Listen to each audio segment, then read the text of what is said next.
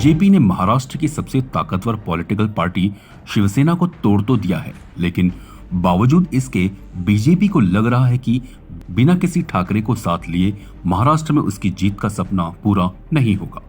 यही वजह है कि शिवसेना और एनसीपी तोड़कर एकनाथ शिंदे और अजीत पवार जैसे हैवीवेट नेताओं को अपने साथ लेने के बावजूद बीजेपी राज ठाकरे को अपने साथ ले रही है।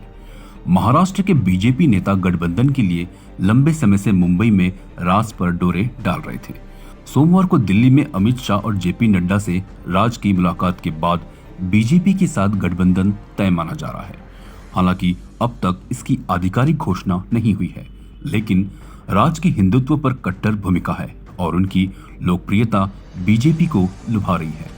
सबसे पहले तो सवाल यह उठता है कि शाह से मुलाकात के बाद राज खुलकर बीजेपी के साथ आएंगे या फिर अलग चुनाव लड़कर बीजेपी को फायदा पहुंचाने का काम करेंगे, क्योंकि कुछ जानकारों का मानना है कि राज के बीजेपी के साथ आने से उद्धव के प्रति मराठी वोटरों में सहानुभूति और बढ़ सकती है। ऐसे वोटर जो राज को पसंद करते हैं लेकिन बीजेपी के विरोध में उद्धव की शिवसेना के पक्ष में लामबंद हो सकते हैं। सबसे बड़ा असर बीजेपी शिवसेना शिंदे और एनसीपी अजीत पवार गुट के बीच सीटों के बंटवारे पर होगा। बीजेपी महाराष्ट्र में अपने कोटे की 20 सीटों पर उम्मीदवार घोषित कर चुकी है, लेकिन शिंदे और पवार गुट के साथ सीटों के बंटवारे पर अब तक कोई फैसला नहीं हो पाया है।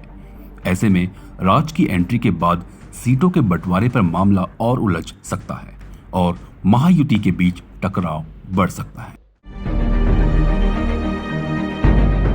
CEN न्यूज देश प्रदेश की ताजा तरीन खबरों के लिए CEN न्यूज को सब्सक्राइब करें और रहें पल पल की खबर से हर पल बाखबर।